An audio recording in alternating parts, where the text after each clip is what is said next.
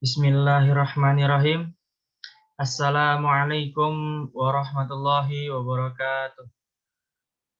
Perkenalkan, nama saya M. Rafli Aryandi, NIM 2018-04-10-282, kelas AG. Di sini saya akan menjelaskan apa itu good news, apa itu bad news, dan apa itu persuasive message, dan contoh-contohnya. Nah, yang pertama, apa itu good news? Good news merupakan bisnis yang diharapkan banyak orang. Pesan ini memberi pihak lain atau penerima pesan kesan positif atau menyenangkan atau bahkan membesarkan hati. Selanjutnya, kualifikasi dalam bentuk good news. Yang pertama, good news tentang pekerjaan. Contohnya tunjangan hari raya, kenaikan gaji, dan penghargaan prestasi kerja. Selanjutnya, good news tentang produk.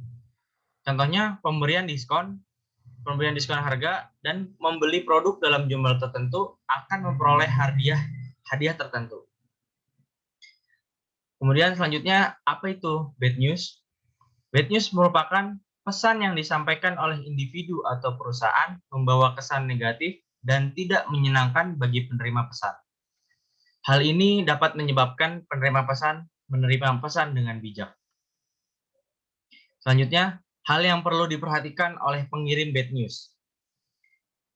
Yang pertama, menciptakan audiens atau centered tone mengenai nada atau nilai atau niat penyampaian berita buruk dapat memberikan kontribusi yang signifikan terhadap efektivitas penyampaian pesan bisnis yang didukung oleh 3 tujuan spesifik. Yang pertama, membantu audiens mengerti akan bad news yang merupakan suatu keputusan yang tegas. Yang kedua, membantu audiens mengerti keputusan yang diambil adalah adil. Yang ketiga, membantu audiens agar tetap memberikan goodwill bagi perusahaan. Selanjutnya, memilih pendekatan organisasional.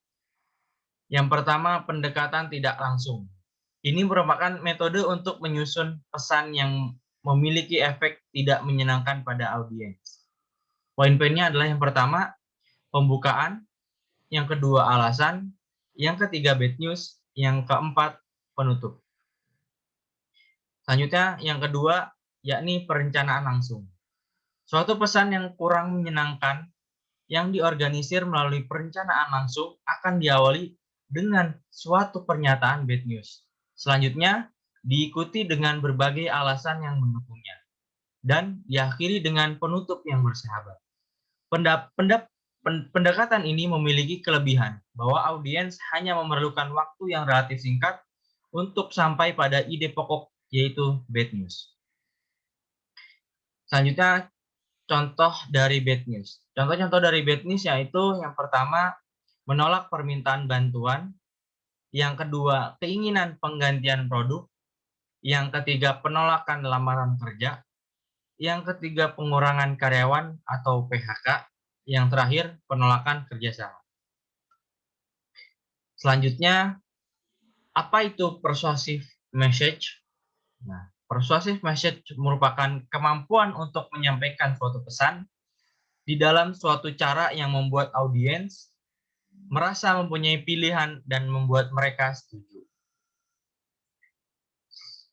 Kemudian, langkah-langkah yang dilakukan dalam menulis pesan-pesan persuasif.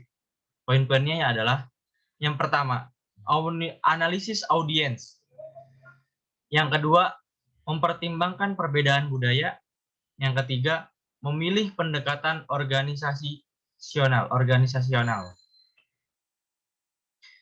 Selanjutnya, contoh dari persuasive message. Yang pertama, pesan penjualan. Yang kedua, pesan pengumpulan data. Yang ketiga, surat penawaran. Yang keempat, pesan tagihan. Yang terakhir, pesan sponsor. Mungkin hanya itu yang bisa saya sampaikan, kurang lebihnya mohon maaf. Jika ada yang salah, itu datangnya dari diri saya sendiri, dan jika ada yang benar, itu datangnya hanya dari Allah Subhanahu wa Ta'ala. Billahi fisabil haq, wastabiqul khairat, wassalamualaikum warahmatullahi wabarakatuh.